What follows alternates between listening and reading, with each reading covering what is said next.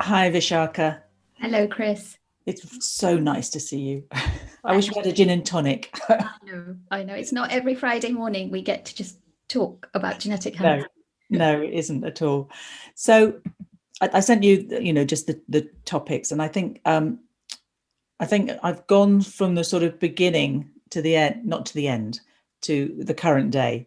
And I thought it was really important to include people from who are active now, who are in the current, active in this process of developing this profession now. But going back to the beginning, what I can't remember when you started in genetics, what the year was or anything, and what was it like then? I probably can't remember the year either. No. So it was long ago. Um, it it was quite uncharted territory for me, personally and professionally. I had taken a leap of faith and changed careers. Uh, and it took me, I think it's fair to say, some years to be accepted as a genetic counsellor Right. in the world at that time, just because of the career change and what I was bringing into the profession. It felt like there was a lot of, not just for me, but overall, there was a lot of emphasis on us proving ourselves as genetic counsellors and what we bring to healthcare in general at that time. Mhm. I was very fortunate after trying several sort of training posts and being unsuccessful. I finally managed to land one. So this was the sort of original Department of Health training Okay. scheme Yeah. that you might remember. And, there were some really key leaders in genetic counselling at that time that put their faith in me, really, including, Chris Barnes and Heather Scutton and Clara Guff, actually. Mhm. And that was a really pivotal moment for me. It felt like I could now start to, formally make that transition, Yeah. make my place in genetic counselling. And I really, really enjoyed doing that training post. I think it really worked for me. And it gave me all this sort of everything I needed to build my career from then on. I think the world of genetics and genetic counselling then and now is really different. Yeah. And that may be because I've grown both personally and professionally, but but equally, I feel the way we work is hugely different. In what way? In a way that I think there's less questions asked of us about, how we're managing our patients and whether we need to see them with someone, for example, which was a real trend at that time where, a lot of consultations were being done jointly with other colleagues, be it, more senior genetic counselors or geneticists or even sometimes specialist nurses that were working in genetics then. And there were often quite long phases where you were doing that work jointly. Whereas now I think there is, there is a sort of recognition that time is precious and we need to sort of deliver time limited and time sensitive genetic counselling, not just as genetic counsellors, but in genetics overall. I think even our medical colleagues recognise that. And I see a real shift in that, which is really positive. Right. And this is a bit, but presumably the pandemic has just accelerated that shift. Yeah. Yes, undoubtedly. So there's still, of course, video enabled platforms that allow you to do that joint work, which is I think important to hold on to, because there are several families and patients that benefit from that joint input.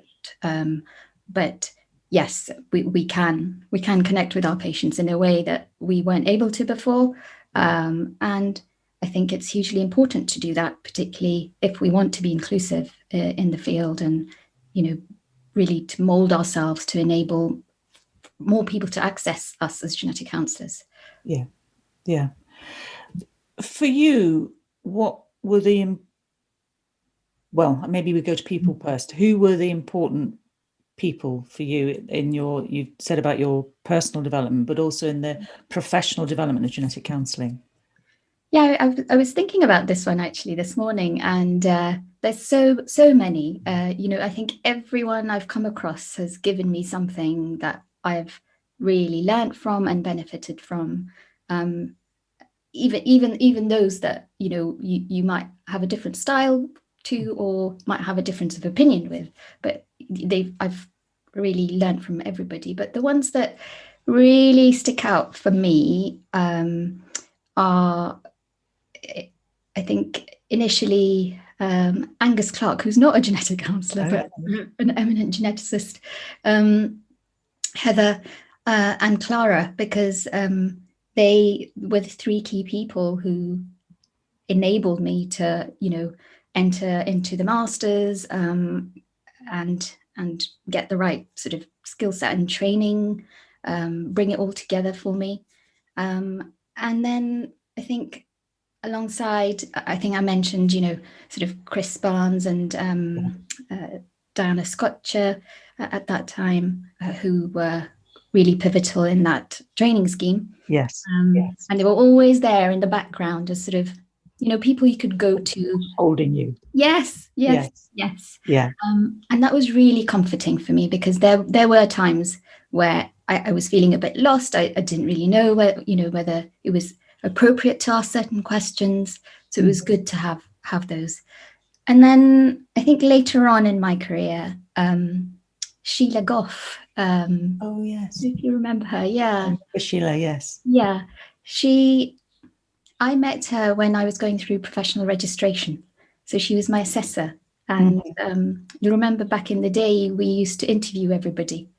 So she actually came and interviewed me as part of the registration process. And it was such a positive and just, confidence building interview. And I thought to myself, I really like you and I really want to work with you someday, because you're just great. In sort of 6 months, she had a post which she offered me, and so I did end up working with her for some time. And then the other person that comes to mind is Glenn Bryce, one of the few male genetic counsellors that we've had, because I think what he taught me is how to enable, how to create opportunities for oneself, but also for the people around, and to just try it out. Because I think as genetic counsellors, we're sometimes hesitant to create opportunities for ourselves, because maybe we think that we're going to step on someone's toes, or it's not appropriate. There's lots of things that come into our mind, particularly when we're not particularly senior in our career. And he really taught me that. He taught me to be, just grab those opportunities and try them out. And then you, Chris, you and Chris Jacobs, actually, who are still, my role models, because what you taught me was to believe in oneself and really to aim high and to keep doing that. Be an advocate for the right things that you believe in. And that's sometimes really hard in senior positions, particularly at consultant level. But you taught me to invest in the right values that, would bring benefit to us as genetic counsellors. So, yeah. Thank you very much for those. That's really touching. Thank you on a personal level. Thank you. Thinking back, what for you were the pivotal sort of turning points in the development of our profession?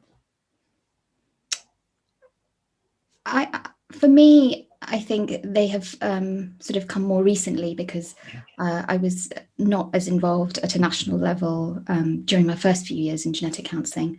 So it's really my work through the Genetic Counselling Registration Board, so the GCRB, through which I've had some experience of this.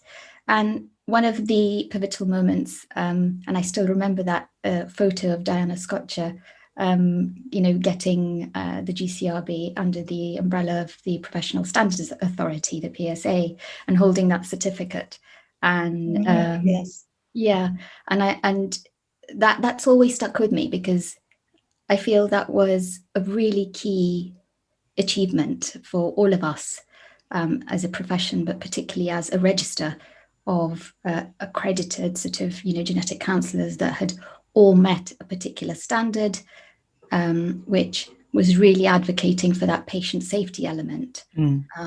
And ultimately, I think that's what we all strive for. We all strive to do the best for our patients. And so to sort of be benchmarked against that, and to get that stamp that you as a register of genetic counsellors meet that, I think was absolutely fantastic. So that was one. And then more recently, I think we remained under the Professional Standards Authority for a few years as an accredited register, and I suppose with it explored what that was like for us.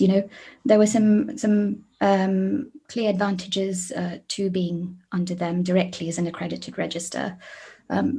But equally, as a board, we started to think about sustainability because we are a self-governing sort of board and register, and we put in lots of hours of our own time. So these are not paid positions, as you very well know. And in fact, I think it was you that, at one of the meetings that said we really need to think about the direction of travel and, how we can, as a register, be sustainable. Because we were doing a proper job. We were. We were accountable and had to do a proper professional job. We weren't really amateurs, but we had to treat ourselves as professionals, not amateurs. That's right. And there's a lot of self-learning there in that role. None of us come into the profession as regulators of the profession. So be tasked with that is. And that I think led to some conversations around, okay, where could we sit? Where do we see ourselves? And what is it that we're aiming for longer term? And I know that Georgie Hall, obviously, in the past had done a lot of work and nearly got us there, close to statutory sort of regulation. And that didn't happen at the time. So that seemed like the most obvious choice for us to explore. And that brought into the picture, I think, the Academy for Healthcare Science, the AHCS, as the sort of academic arm of the Professional Standards Authority, but also they are a standalone sort of body that has lots of accredited registers. So it almost seemed a good fit, given the evolution of the STP genomic counselling program and us being sort of recognised as clinical scientists, and also a route to thinking about how we can all unite. Because there was a lot of angst about, lots of different routes of entry into the profession and also attaining professional registration through sort of different bodies. And that seemed to be the one body that had the potential to unite us. So I thought, okay, let's at least start a dialogue. And it was Diane Sterling at the time who was chair of the GCRB when we started that. So with her and some support from Mel Watson as well, we had an initial discussion with the Academy, which, gave us a lot to think about, because any decisions we made would likely be permanent. So it was something that we really had to think through and map out, both as a board, but also then consult the profession. So that, I think, took about a year. And that was hard work. There was some challenging questions raised, rightly so, because it's important. By the profession or by the AHC? By the profession. By the profession, by the profession, yes. Yeah. And I think that's reflective of the fact that we are so rich and diverse as a profession. People have come from all kinds of backgrounds, and if we're making a conscious decision and choice to go down and place ourselves under a body that regulates clinical scientists, basically. It's an identity shock almost. It is. Yes. It is. Yeah. It is. You know, including myself, because I didn't come through that sort of program. It was just a different program. So it took a lot of time, I think, reassurance as well, and I think also just standing firm.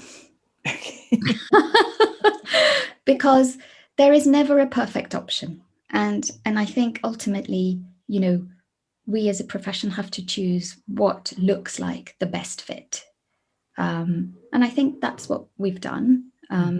You know, we're sort of nearly 2 years now under the AHCS as an accredited register, and they have been nothing but supportive. You know, that everyday support that you get as a GCRB is really important for us. It gives us that credibility and transparency and confidence, and it gives our registered genetic counsellors that as well, because you know, if you've got two options, haven't you now? So yes. if there's an issue, then actually, you know, we are accountable to another body. We were before to the Professional Standards Authority, but I think this is a lot more interactive, and you know, there's a lot more dialogue between the academy and us, and it's hugely positive that they've you know, given me a seat at their sort of registration council as a professional member of genetic counselling. And I think that represents their investment in us. Yeah, yeah. I'm presuming that registration council is very multidisciplinary. Indeed, it is. So you have a designated sort of professional member from all the registers that they hold, all sort of clinical scientists. And it's hugely valuable, actually, because when you take something forward from your register, you might not have considered, you know, some other options that already exist in another register that you could leverage or use or think about. So it gives all of us, I think, different points of view and different ways to think about it, and then to reach a sort of consensus. Yeah, opening up our eyes to different possibilities rather than being stuck in a rigid. That's right. Yeah, absolutely. And you know, being asked some questions, so that whatever decision you're making and taking back to the board and to your registrants, you know, you've almost sort of thought about them already, because you've got a professional group that's asked you that. Who's thought about them before? Yes. What's your long-term hope, do you think, for it all? I think you know, Chris. I have probably spent the last three years and many hours toiling to carve out a route for, you know, GCRB registrants to have a path to getting statutory regulation, and that factored in hugely into our choice of you know, choosing the academy as the overarching organisation and register that we go under. And so my hope is that we will make steps towards that, and it will come with, I think, you know, some work to be done on our part. I feel that the dream that we can just sort of sit and be accepted by others and be just parachuted is probably not realistic. So, you know, there's a balance to be had about, whilst we welcome the richness in our profession, and you know, that is something that we always want to keep open, and we've you know, as a profession, always voiced that we want to keep that open. That comes with some challenges, in that, you know, you are having to almost convince you know, statutory bodies about your standards, because how can you have, you know, several routes of entry and different such diverse skill sets, but still reach that same benchmark? And so that's a bigger piece of work, and it will come with some, challenges and questions for us as a profession.